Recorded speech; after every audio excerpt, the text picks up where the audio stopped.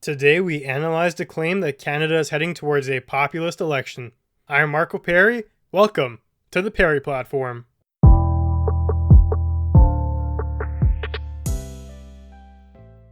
With the election fast approaching, it makes sense that there's a lot of news articles now trying to detail our voting base. MacLean's put out an article a little while ago stating that Canada is primed for populism in the upcoming election. I found that to be quite an interesting take. So in case you didn't know, in a nutshell, populism is an approach to politics that strives to appeal to the ordinary person, someone who feels like their concerns are being disregarded by an established group of the elite. For populism to really thrive though, you need two factors at a minimum. The first is a sense of resentment, particularly that the government has forsaken you. The second is a large group of people who share that same sentiment. The general campaign of a populist movement will be framed in an adversary format. It's you, the people, versus the elite. Now the elite can come in various forms, but typically it's aimed at politicians. And funny enough, the politician who's running that campaign is supposed to be the champion of the common man. One important thing to consider is the fact that populism is not tied to either the left or the right wing. In fact, you can find it anywhere. For example, Bernie Sanders fits the description, and so does Donald Trump. Bernie crosses over into socialist territory, while Trump is a Republican, the left and the right. Even aside from those two, there is a dozen more examples, some of which are probably already popping into your mind right now. Populism is an effective method because it motivates people profoundly to support the motion, inspired by a sense of imminent change. According to the poll, it was conducted by the Earnscliffe Strategy Group, about half of Canadians have attitudes that make them open to populism. Now, that itself is quite vague. What do you mean by attitudes? So we'll have to unpack that a little bit deeper. One of the criteria they listed is a sense of distrust in politicians and institutions. Another is that governments are serving the interests of those other than the people, and there's also feelings of being left behind. MacLean's makes a point that I feel misses the mark completely though. They state the type of populism we're seeing now is the embodiment of people wanting to make the world like it used to be. It's a form of backtracking, essentially. I think that's a simplistic assessment and actually further propels the idea of populism. The media does not understand you, but I do. It's a talking point. Now, look at this. Maybe there's a minute portion of the population who do want the world to truly be like it was before, in all of its glory. But that's an illogical claim though. Wanting the world as it was before brings back nostalgia, but also the good and the bad. We currently live in the best times in all of humanity. Period. On the whole, humans are wealthier than ever before. We live longer. We eat better. We are smarter. We have technology. The list goes on and on and on, and life is on an upward spiral. I sincerely doubt people are honestly saying, hey, let's reform society to that of the 1800s. You can even pick a time frame in the 1900s. It's just asinine and you're giving up so many things. What it really is though is a call to not relinquish the factors that brought us this prosperity in the first place. People do want to enter the future, but with the same set of core variables that allowed for our success in the first place. It's not simply a wish for stagnation, and actually what they're talking about is a digression, a regression back in time to the good old days. They only care about some factors of that though, and they're not trying to bring about enslavement again, for example. So, what are some of these core variables? Well, there's a lot, and they come under fire quite often as of late. How about capitalism, for example? It's been getting a very negative rap, and groups are actively seeking its destruction. But that's idiotic, because capitalism has raised the world out of abject poverty at astounding rates. It has also enabled you to enjoy technology and medical progress like we've never seen before. According to the UN, in 1981, 41% of the world lived in poverty. In 2013, that number is now only 10.7%, and it continues to decline. Capitalism is the engine that has powered that movement because it is unrivaled in terms of generating wealth.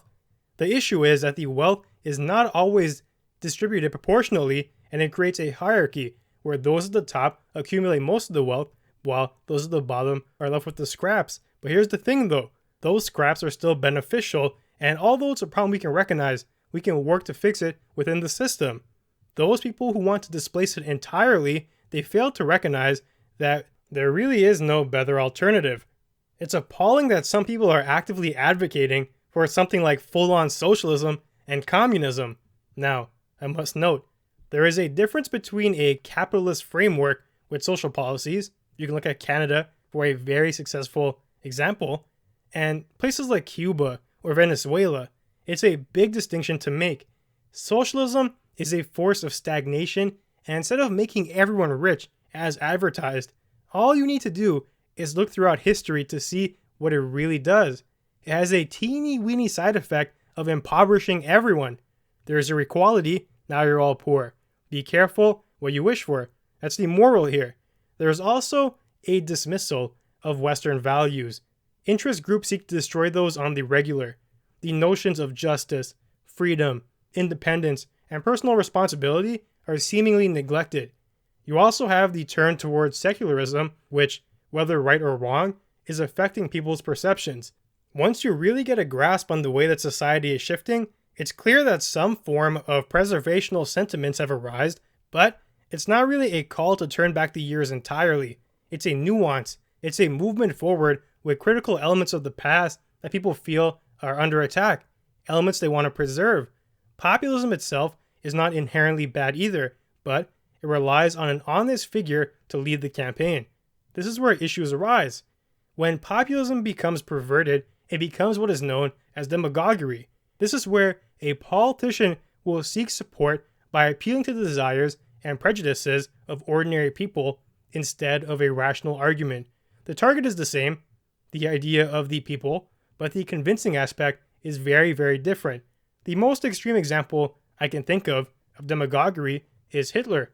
Economic problems were coming down hard on Germany, and the politicians signed a terrible agreement that crippled the country. That was after World War I. The citizens were pissed off, and they felt disenfranchised, like they were not being served by the government, for example. Now Hitler comes along, and he has some options at his disposal. A more populist approach would be something like a campaign of working out a new agreement with the world powers, or creating new jobs via investment, taking out loans to finance the current pains of the country, any of that, given it really only matters if the politician follows through with their promises. That's another issue of populism, because it's a golden promise, combined with the proclivity of politicians to flop on agreements is not always a recipe for success, but I digress. Instead of that approach though, Hitler rallied support via a form of demagoguery. The people needed answers, and he made the use of prejudice his weapon. He aimed it against the Jews, which helped sow the seeds of distrust. His stance was very obviously not a rational argument, but it held merit because the mob deemed it so. The message I'm trying to get across is the line between populism and demagoguery, it can blur, and sometimes when it blurs, it's hard to tell the difference. In essence, both approaches try to establish a scapegoat, you can argue. This is interesting though, because the report that I referenced from MacLean's found that these most likely people who adopt populist views, they're the same people who follow the news more carefully. If that's the case, it hints at a higher level of comprehension of world events. It's a responsibility to not be fooled by demagoguery disguised as populism. The effects of a campaign based on hysteria and nonsense, it can be catastrophic as we've seen throughout history. The key here lies in asking yourself if the target of the politician is in fact logical and if good can come out of it. You must also ask if the politician is likely to follow through on their promises, as this is a paramount step to actually achieving change. You can boil these two rules down to character and message. They have to both check out, and with the Canadian election fast approaching, it's vital. This also matters when interacting among yourselves though, the difference between populism and demagoguery. One reason why polarization has developed into such a terrible force today is because logic has seemingly left the building. First of all, demonizing people is not going to produce a change. It will just harden beliefs. The way forward is via intelligent discussion, not stupid attacks. Don't use some form of prejudice to approach an opponent. Then second, there's a missing chain of understanding. For example, You can support immigration reform without being anti-immigrant. You can like social policies without being a communist. You can be a fan of nationalism without becoming a fascist. And here's one that's controversial. You cannot like pride celebrations, but still not be homophobic or anti-gay. Those rallies, for example, can be overly sexualized, and a logical person can have a variety of opinions about it. I've heard of gay people themselves finding the events to be too much. The point is, jumping to extremes without understanding is a terrible thing to do. It is not intellectual in the least, and it opens the gates to demagoguery. You are asking to be fooled and taken in by a form of political correctness, and is not really approaching the problem as it stands. You're making a straw man and trying to fight against that instead. It's far too simplified of an approach, and there's another issue that tags onto this. It's the risk of becoming an ideologue. So first of all, you are an individual, you are a person with a unique experience and a unique mindset, a unique view on things that are going to shape the way you think. Therefore, trying to bucket yourself in to a political ideology fully makes very little sense for a variety of reasons. First of all, it's highly unlikely that you are going to conform entirely to a set of values or propositions. Here's an example. If you want to claim to be a conservative, there is a distinct possibility that you will like some, maybe even most of the policies that come with being a traditional conservatist, but at the same time, there may be areas where you differ. For example, what if you claim to be a conservative, but you differ in terms of religious viewpoints? Can you still be a conservative? Or how about a liberal who is anti-gun control? Does that make sense? Because it's a possibility. You can like a lot of the things but differ somewhere else. So I feel the most appropriate way to tackle this is to use those things more as umbrellas for parties instead of individual identifiers. It's not really productive for you to say you are a conservative. It gives people a rough idea of what you may think, but it's very unlikely that is a 100% true depiction of yourself. Now I get it. For use of convenience, making conversations a little bit less drawn out, but it's not honest. The real answer is you are an individual. You are yourself who likes policy A, B, C, and D.